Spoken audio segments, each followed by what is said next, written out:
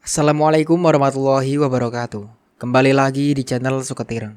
Di kesempatan kali ini saya akan membawakan sebuah cerita yang berjudul Warung Soto Mbok Karsiem.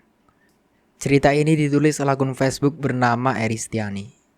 Sebelum cerita ini dimulai, jangan lupa untuk like, komen, dan subscribe channel ini. Dan juga tekan lonceng notifikasinya, agar kalian semua tidak ketinggalan cerita-cerita terbaru dari kami. Tentunya tak usah berlama-lama lagi. Langsung saja kita masuk ke ceritanya. Murni lalu duduk di samping Asna. Ia membawa belati kecil di tangannya. Belati yang sama persis dengan belati yang digunakan Mbok Karsiem untuk melukai Asna. Murni memutar-mutar belati itu dengan tangannya.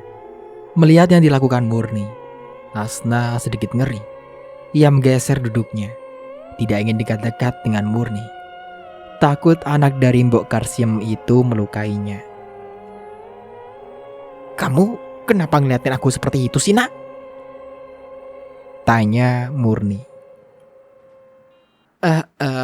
Enggak kok, Mur. Aku cuma ngeri aja melihat belatimu itu. Bisa nggak sih kamu simpan saja?" protes Asna. "Oh, kamu takut dengan belati ini? Bagaimana jika aku melukaimu menggunakan belati ini?" Murni mengacungkan belati itu kepada Asna. Asna tidak bisa berkutik. Murni mengacungkan belati itu tepat depan wajahnya. "Kamu takut, nak? Wajahmu pucat begitu?" Murni memasukkan belati ke dalam tasnya. Aku menarik nafas lega. Murni tidak melukaiku. Tapi mengingat apa yang dilakukan Murni dengan ibunya itu membuatku bergidik. Murni sangat lincah memotong-motong kaki dan tangan yang entah itu milik siapa. "Kamu ngapain sih bawa-bawa belati?" "Buat jaga-jaga aja sih, nak. Banyak penjahat di luar sana. Oh iya, aku dengar ibumu sudah ketemu. Nggak mati kan?" Pertanyaan Murni terdengar seperti ejekan bagiku, bukan rasa simpati. "Nah, lihat nih."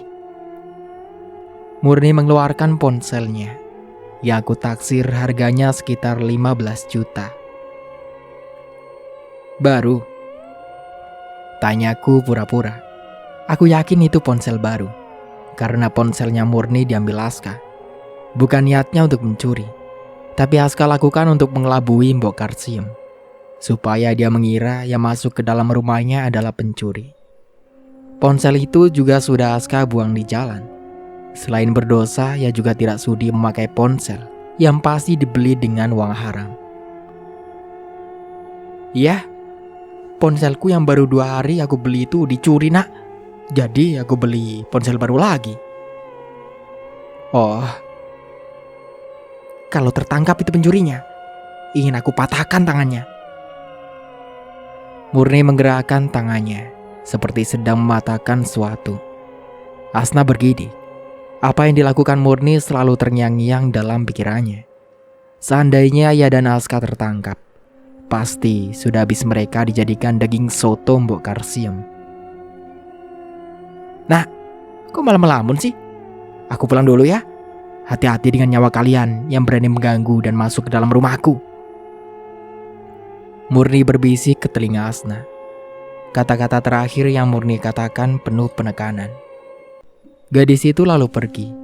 Sebelum benar-benar pergi, ia menoleh ke Asna. Murni tersenyum. Senyum yang amat menakutkan bagi Asna. Pak De Darmaji dan Bude Parni datang berbonceng mengendarai motor. Kedua orang itu turun tergesa dari motor. Bude Parni tergopoh-gopoh mengambil Asna. Pak De Darmaji membuntuti Bude Parni. "Ngapain itu anaknya Mbok Karsiem kesini, Du?" tanya Bude Parni. "Bude tahu Murni datang ke sini. Tadi di jalan, Bude lihat dia keluar dari halaman rumahmu." jelas Bude Parni. "Bapakmu di mana, nak?" tanya Pak De Darmaji. "Bapak ada di Pangklong. Katanya ada orang yang ingin membeli lemari dalam jumlah banyak, Pak De," jawab Asna. Syukurlah kalau bapakmu nggak ada di rumah, tukas Pak D Darmaji. Emang ada apa, Pak D? Ada yang ingin Pak D beritahukan kepada kamu dan juga Aska. Di mana dia? Tanya Pak D Darmaji. Dia keluar sebentar, Pak D. Ya sudah, kita tunggu saja Aska, Pak. Timpal Bude Parni. Pak D Darmaji duduk di kursi. Ia mengambil satu bungkus rokok dari saku celananya. Diambilnya satu batang rokok. Ia lalu menyulutnya. Perlahan ia mengisap rokok itu dan mengembuskannya. Ibumu di mana, Nak? Tanya Bude Parni. Ibu tidur di kamar, Bude. Bude Parni masuk ke dalam rumah. Sementara aku bersama Pak D Darmaji menunggu kedatangan Aska. Duk, mungkin benar Mbok Karsiem yang telah menyekap ibumu. Tapi ada satu orang yang membantu dia. Asna, Bapak. Bude Parni berteriak memanggil Asna dan suaminya. Tergopoh-gopoh Asna dan Pak D Darmaji masuk ke dalam. Ada apa, Tabu? Kenapa teriak-teriak? Tanya Pak D Darmaji begitu berada di hadapan Bude Parni. Lastri, Pak. Lastri hilang. Jawab Bude Parni. Asna membeliak mendengar ucapan Bude Parni. Sudah Bude cari di dapur? Sudah, Nak. Setiap sudut rumah sudah Bude cari, tapi tetap ibumu tidak ada. Jawab Bude Parni. Aduh, kemana perginya ibu ya? Asna mulai panik. Mereka kembali mencari Lastri, dan tidak ditemukannya Lastri dimanapun. Kok bisa ibumu hilang? Kamu nggak tahu sih, Nak? Tanya Bude Parni. Maaf, Bude. Tadi ibu bilangnya mau tidur dan minta jangan diganggu. Makanya Asna pergi ke teras. Nggak tahu kalau ibu akan hilang lagi. Ibu hilang? Aska datang dengan menenteng kresek di tangan. Asna mengangguk. Sudah dicari, Mbak? Sudah setiap sudut rumah dicari, tapi ibumu tetap tidak ada. Bude Parni yang menjawab. Sudah dicari di luar? Tanyanya lagi. Oh iya, kenapa nggak kepikiran dari tadi? Bude Parni menepuk jidatnya. Gegas mereka mencari Lastri. Namun lagi-lagi Lastri menghilang. Kemana lagi ibu pergi? Aska meraup wajahnya. Ponsel di saku Pak D Darmaji bergetar. Diambilnya ponsel itu oleh Pak D Darmaji. Halo, Assalamualaikum Pak Rusdi. Pak D Darmaji terlihat mengangguk-angguk. Raut wajahnya terlihat serius. Ia lalu mematikan panggilan teleponnya. Ada apa, Pak? Tanya Bude Parni. Pak Rusdi barusan mengabarkan jika Lastri pingsan di jalan area persawahan perbatasan desa ini dengan desa kita, Bu. Jawab Pak D Darmaji. Loh, itu kan lumayan jauh. Untuk apa Lastri pergi ke perbatasan desa? Gumam Bude Parni. Ayo Kak, kita susul ibumu. Ajak Pak D Darmaji. Iya Pak D. Aska menyambar kunci motor yang tergeletak di atas meja. Kedua pria itu berjalan keluar rumah. Asna berlari mengikuti mereka. Tunggu Pak D, aku ikut. Pinta Asna. Kamu di rumah saja sama budemu.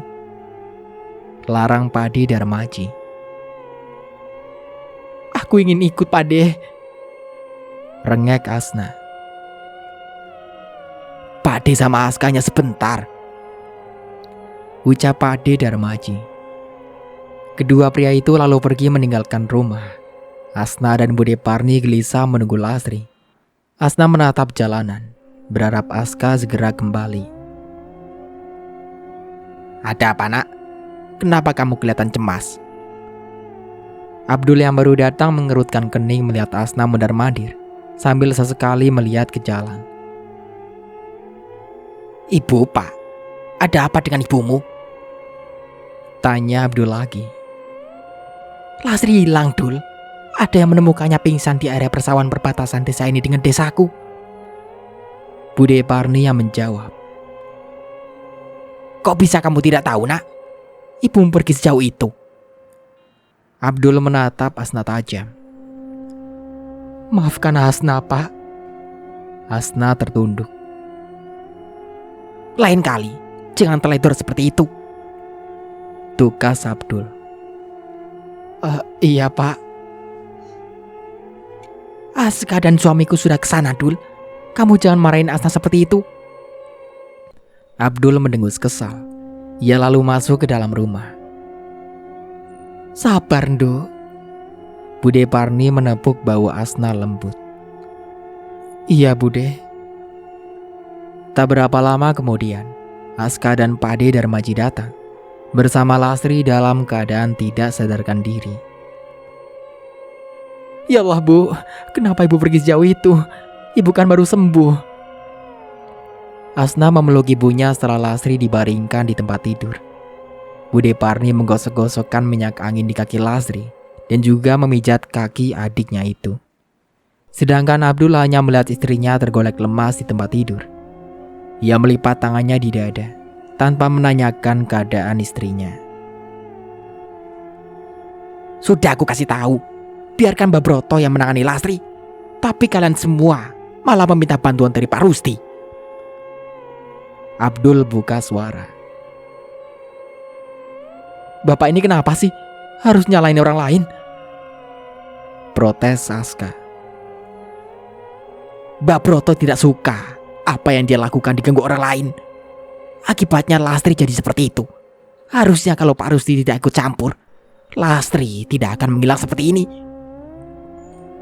"Andai kamu tahu yang sebenarnya, Dul," tukas Pade Darmaji. "Apa maksudnya, Pade?" Asna menaikkan satu alisnya. Bukan apa-apa," jawab Pak D. Darmaji. "Aku akan ke rumah Mbak Broto." "Buat apa, Pak?" protes Aska. "Hanya Mbak Broto yang bisa menolong Lastri.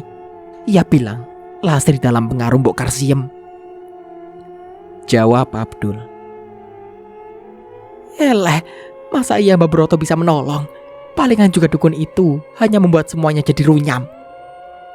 Bude Parni menimpali sambil terus memijat kaki Lastri. Abdul tidak menjawab.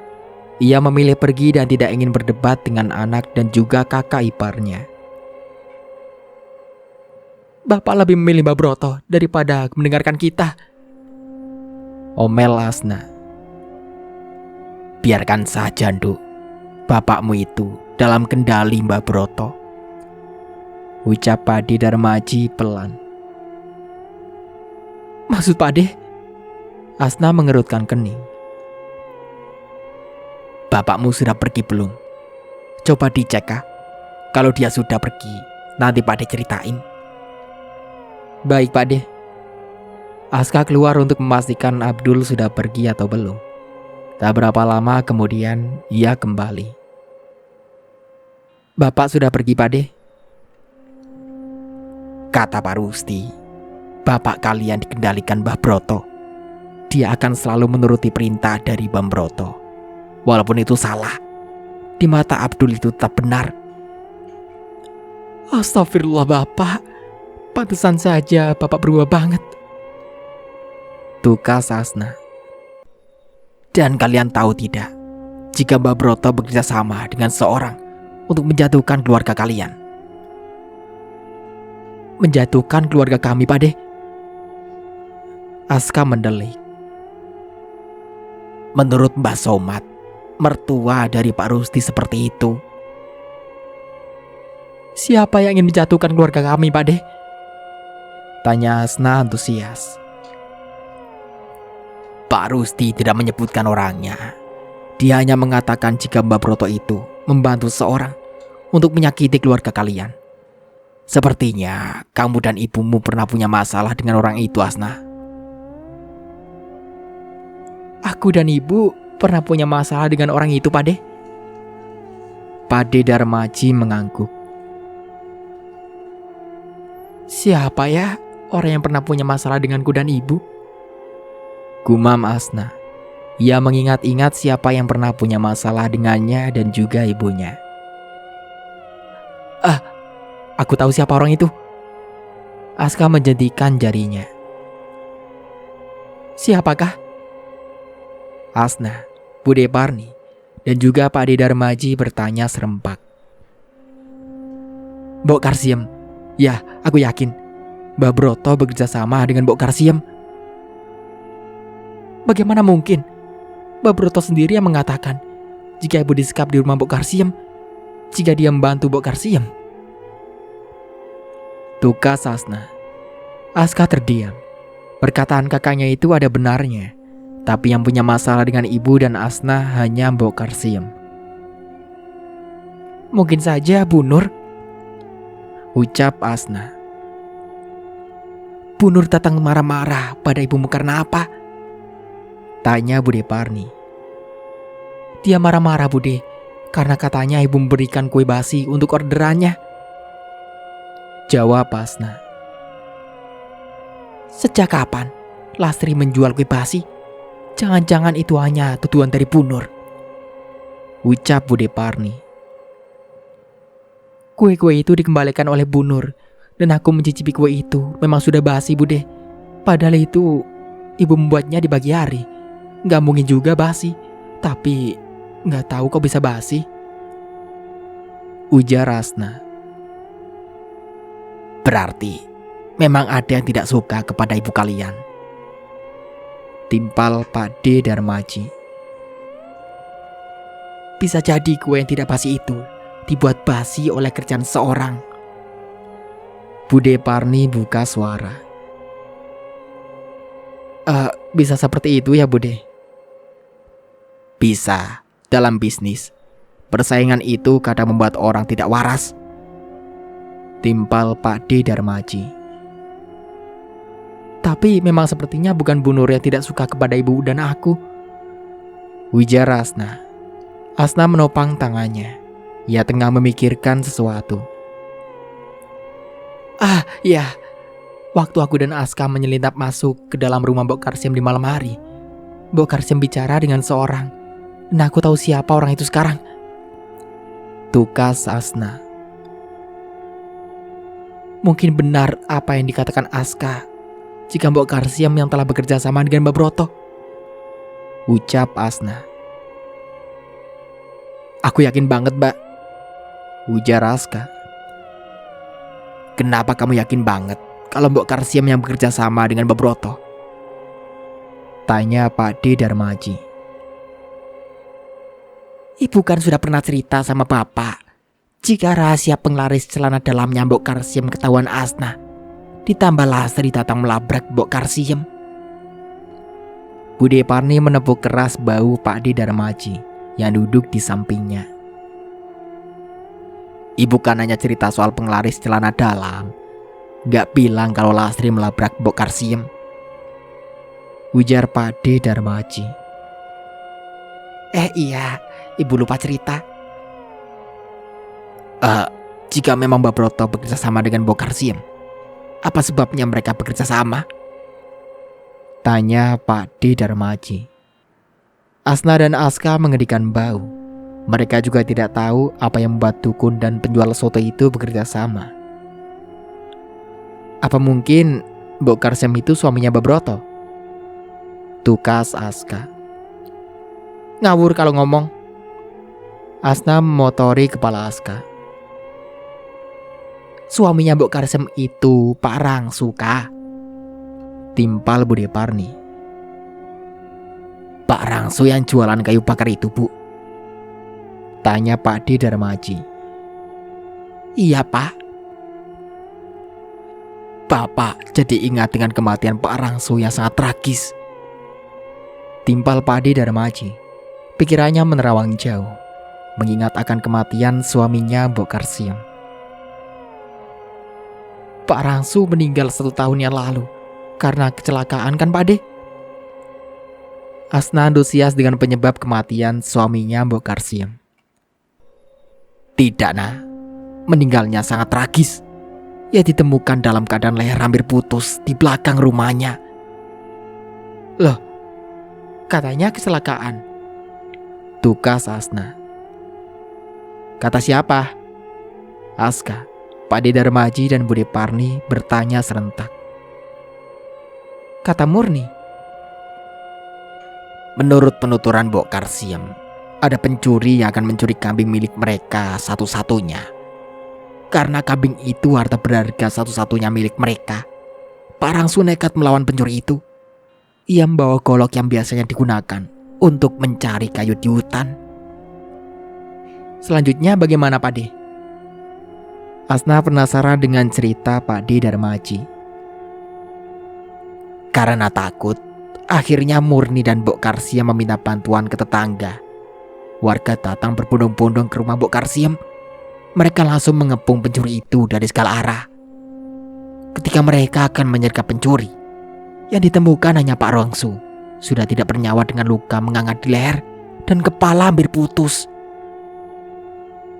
Astaga, sadis banget itu pembunuhnya. Asna mengeringitkan dahi, teringat mimpinya waktu itu. Ia lalu bicara kembali. Aku bermimpi Pak Rangsu dirantai dan disiksa oleh prajurit zaman dulu dari caranya berpakaian. Ada beberapa orang juga yang disiksa seperti Pak Rangsu. Loh, apa mungkin Pak Rangsu dijadikan tumbal oleh Mbok Karsiem? Celetuk Aska. Bukankah Mbok Karsiem hanya memakai penglaris untuk jualannya? Tanya Bude Parni. Nggak tahu Bude, tapi Mbok Karsiem itu kejam banget. Dia tega memotong-motong tubuh manusia. Apa Pak Rangsu disembelih Mbok Karsiem ya?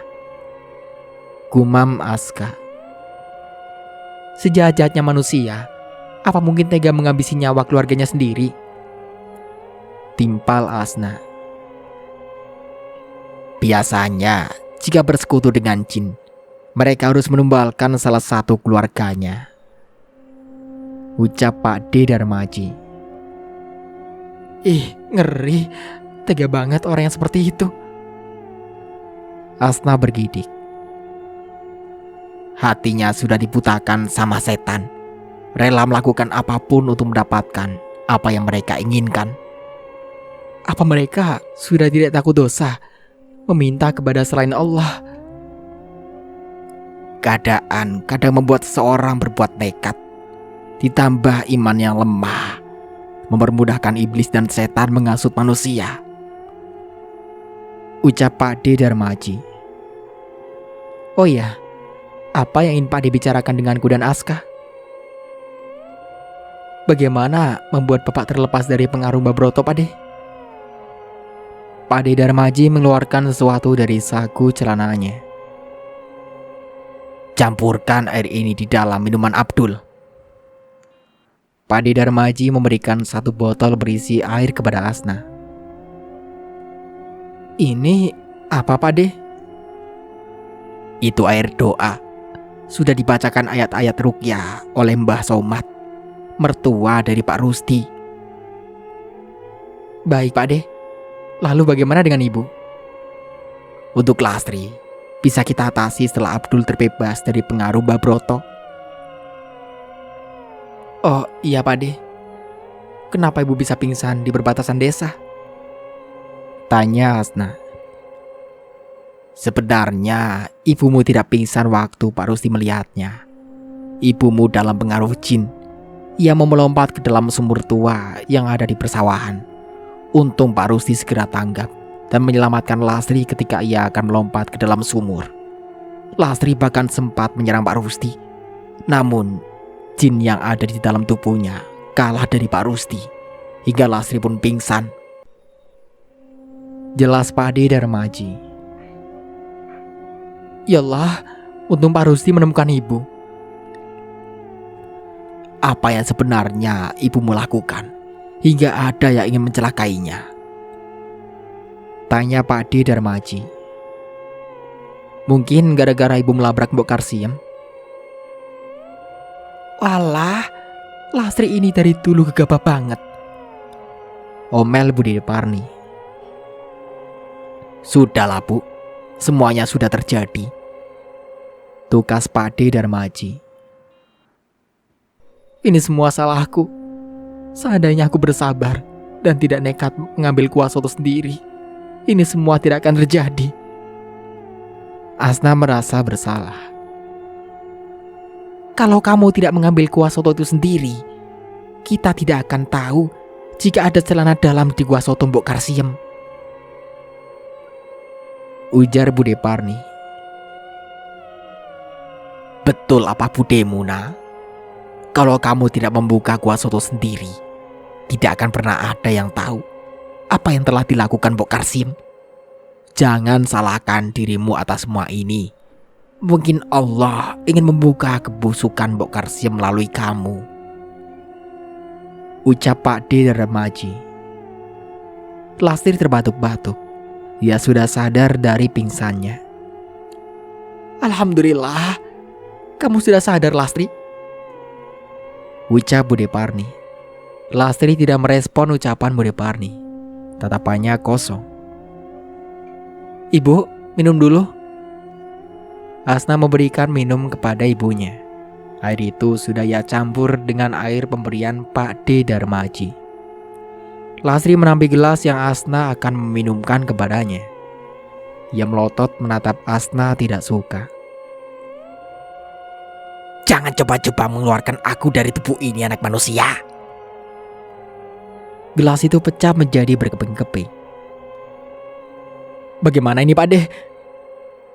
Aska cemas dan takut melihat Lastri. Sebentar, Pak D hubungi Pak Rusdi dulu, ucap Pak D Darmaji.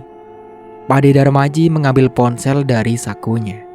Ia lalu menghubungi Pak Rusdi. Beberapa saat ia bicara dengan Pak Rusdi. Pak D Darmaji terlihat mengangguk-angguk. Ia lalu mematikan sambungan teleponnya. Bagaimana Pak D? Apa kata Pak Rusdi? Usapkan air itu di wajah Lastri. Paksa ia meminum air itu. Jadi dalam tubuhnya harus keluar, titah Pak D Darmaji. Asna mengambil botol yang diberikan oleh Pak D Darmaji. Ia menuangkan sedikit air ke telapak tangannya. Bantu Bude pegangi ibu, Kak. Setelah Lastri dipegangi oleh Aska dan Bude Parni, Asna mengusapkan air ruqyah ke wajah ibunya. Panas, awas kau anak manusia. Suara Lastri berat dan berbeda. Cepat, minumkan air itu, perintah Pak D Darmaji. Asna memaksa ibunya buka mulut dan meminumkan air ruqyah. Namun setelah air itu masuk ke dalam mulut, disemburkannya air itu ke wajah Asna. Kurang ajar kalian semua, teriak Lastri. Beberapa saat kemudian, bagaimana keadaan ibu Muna? Tanya bapak ketika pulang. Baik Pak, ada di dalam kamar, masih tidur. Abdul menjatuhkan bokongnya di sofa di sebelah Asna. Ia memejamkan mata. Dari raut wajahnya ia terlihat sangat lelah. Bapak mau Asna buatkan kopi? Boleh nak, jawab Abdul. Asna berdiri. Ia pergi meninggalkan Abdul sendiri duduk di ruang tengah. Di dapur Asna menyeduh kopi untuk bapaknya. Tak lupa ia mencampurkan sedikit air dari Pak Rusdi ke dalam kopinya. Ini Pak kopinya. Asna menyodorkan kopi itu kepada bapaknya. Letakkan saja di meja, nanti bapak minum kopinya. Abdul menolak kopi yang Asna berikan. Diminum dulu Pak, biar segar pikirannya. Asna membujuk bapaknya. Akhirnya Abdul menerima kopi itu dan langsung meminumnya. Bapak mau mandi dulu nak. Abdul berdiri. Ia berjalan ke kamar mandi. Iya pak, sahut Asna. Beberapa waktu di kamar mandi, Abdul kembali dengan wajah lebih segar. Nah, bapak kok merasa ada yang telah banyak bapak lewatkan? Tapi apa ya? Abdul mengernyitkan dahi. Bapak sudah lama ninggalin sholat. Aska tiba-tiba menimpali. Oh iya, kenapa bapak bisa sampai lupa sih?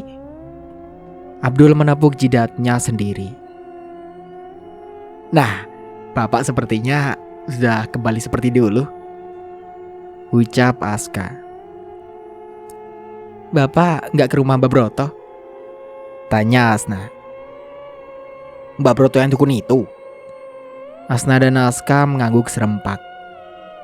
Ngapain ke rumah dukun? Kurang kerjaan saja, jawab bapak tidak suka. Alhamdulillah, akhirnya bapak terlepas dari pengaruh Mbak Broto. Apa maksudnya ucapanmu itu? Tanya Abdul. Bapak berada dalam... Asna belum selesai bicara terdengar suara ibunya. Abdul dan anak-anaknya berlari ke dalam kamar. Di sana Lasri menjerit-jerit dan menggerang kesakitan. Sakit, tolong, sakit. Lasri melolong kesakitan. Bu, ada apa? Ibu kenapa? Asna memegang tangan Lasri. Tolong ibu Asna, tubuh ibu sakit sekali, panas, serasa terbakar. Lasri benar-benar sangat menderita. Bagaimana ini? Abdul mundar-mandir. Ia panik melihat keadaan istrinya yang melolong dan merintih kesakitan. Bapak tidak tahu siapa yang bisa dimintai tolong. Aska menaikkan alisnya. Ia hanya mengetes apakah bapaknya masih dalam pengaruh Mbak Broto atau tidak. Jika masih dalam pengaruh dukun itu, pasti Abdul akan segera mendatangi rumah Mbak Broto. Bapak gak tahu harus minta tolong siapa, jawab Abdul. Bagus. Aska menjentikan jarinya. Bagus kamu bilang? Lihat keadaan ibumu ini. Kamu bilang bagus? Abdul mendelik. Bukan seperti itu maksudnya, Pak. Aska mau telepon seorang yang bisa menolong ibu. Pemuda itu berdiri. Ia keluar kamar menelepon seorang. Sementara Abdul ada di kamar bersama Asna yang kebingungan. Tidak tahu apa yang harus dilakukan kepada Lasri yang berteriak kesakitan. Setelah matikan ponselnya, Aska kembali masuk ke dalam kamar. Orang yang akan menolong ibu akan segera pulang, Pak. Mungkin sekitar 15 menit lagi. Tukas Aska. Lama sekali kah? Kasihan ibumu, ucap Abdul. Orang yang bisa membantu ibu ada di desa sebelah, Pak. Jadi butuh waktu untuk sampai ke sini. Nggak lama juga kok. Abdul tak menjawab. Ia terus mundar-mandir menunggu orang yang akan menolong istrinya.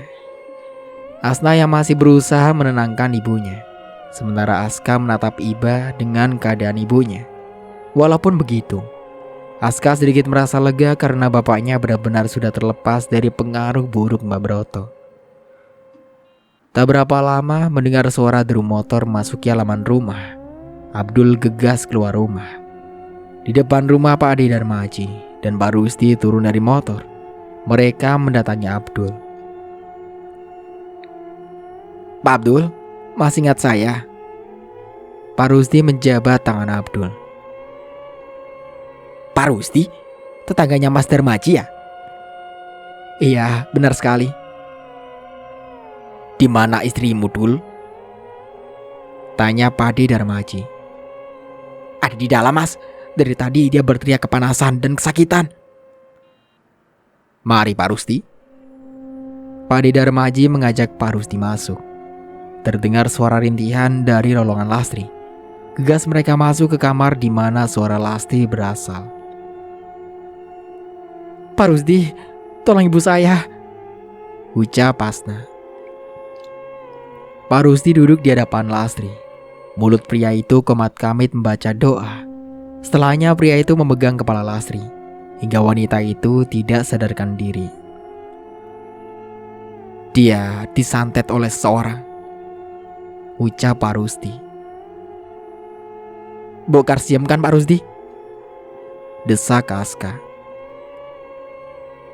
Saya tidak bisa mengatakannya, jawab Pak Rusdi. Ia lalu menoleh kepada Pak De Darmaji, mengisyaratkan sesuatu kepada suaminya Bude Parni itu. Pak De Darmaji mengangguk, paham akan isyarat Pak Rusdi. Dul, ada yang ingin aku dan Pak Rusdi bicarakan denganmu. Kita bicara di luar saja, ucap Pak De Darmaji. Baik Mas. Abdul berdiri. Ia membuntuti Pak De Darmaji dan Pak Rusdi. Jaga ibu Mundu, jangan tinggalkan dia barang sebentar pun, pesan Pak Rusdi sebelum meninggalkan kamar. Baik Pak, jawab Asna. Apa yang Mas Darmaji dan Pak Rusdi ingin bicarakan? Tanya Abdul begitu mereka sudah ada di ruang tamu. Apakah Pak Abdul tahu jika Bu Lastri menghilang dan baru ditemukan beberapa hari yang lalu? Tanya Pak Rusdi hati-hati. Apa? Istri saya hilang? Kenapa saya tidak tahu? Abdul terkejut mendengar pertanyaan Pak Rusdi. Pasalnya ia merasa Lastri tidak hilang. Saya akan menjelaskan semuanya kepada Pak Abdul. Pak Rusdi menjeda ucapannya. Ia lalu bicara kembali. Sebenarnya Pak Abdul ini berada dalam kendali Mbak Broto. Ia bersekongkol dengan seorang untuk menghancurkan keluarga Anda karena suatu alasan tertentu. Tujuan utama mereka adalah menyakiti istri dan anak perempuan Pak Abdul. Dalam hal ini Pak Abdul dijadikan pion untuk melancarkan rencana mereka. Berdebah! Dasar dukun laknat! Abdul meninju sofa tempatnya duduk. Rahang pria itu mengeras. Wajahnya merah menahan amarah. Pak Rusdi dan mertuanya yang telah menolong kamu lepas dari pengaruh Mbak Broto dulu, tukas Pak De Darmaji. Terima kasih Pak Rusdi. Pak Rusdi mengangguk sambil tersenyum kepada Abdul. Kelakuan Bapak selama dalam pengaruh Mbak Broto bikin emosi. Aska yang dari tadi hanya mendengarkan pembicaraan ketiga orang dewasa itu, kini ikut bicara. Benarkah? Apa yang telah Bapak lakukan? Aska lalu menceritakan apa yang terjadi selama ini. Tidak ada yang terlewat. Astagfirullah. Maafkan saya Pak Rusdi. Abdul merasa malu kepada Pak Rusdi setelah mendengar cerita Aska. Tidak apa, Pak Abdul tidak sadar atas apa yang telah Bapak lakukan selama ini. Saya telah berbuat zolim kepada istri dan anak-anak saya, Pak Rusdi. Abdul tertunduk. Sudah, lupakan saja semua yang sudah terjadi. Sekarang kamu harus menjadi manusia yang lebih baik. Pak De Darmaji menepuk bahu Abdul. Pak Abdul, jangan pernah meninggalkan sholat dan jangan pernah lalai berdoa. Karena sejatinya jin dan setan tidak akan berani mendekati orang-orang yang dekat kepada Allah. Saat seseorang lalai, di sanalah mereka dengan mudah menghasut seseorang. Pesan Pak Rusdi. Baik Pak Rusdi, mulai hari ini saya tidak akan meninggalkan sholat.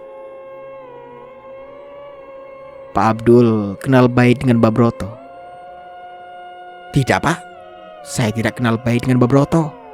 Waktu itu saya hanya mendengar dari teman jika Mbak Broto akan menjual pohon kayu jati yang ada di rumahnya. Jelas Abdul. Bapak bilang Mbak Broto itu penyelamat hidup Bapak dari teman yang akan menipu. Aska menimpali lagi. Bapak bilang begitu ya? Ya, Aku pikir Bapak banyak mengeluarkan uang untuk membayar Mbak Broto. Perasaan tidak ada teman Bapak yang mau menipu. Pak Abdul sudah ditipu Mbak Broto. Tapi dalam mengendalikan Pak Abdul, saya rasa belum lama. Sepertinya Mbak Broto dimintai orang tersebut untuk menghancurkan keluarga ini. Tutur Pak Rusti. Kurang ajar. Orang itu pasti Mbok Karsiem, penjual soto celan dalam. Abdul sangat marah. Untuk sementara aku cukupkan dulu ceritanya sampai di sini. Sampai jumpa kembali di part berikutnya. Saya Mang Dayun pamit undur diri. Kurang lebihnya mohon maaf. Wassalamualaikum warahmatullahi wabarakatuh.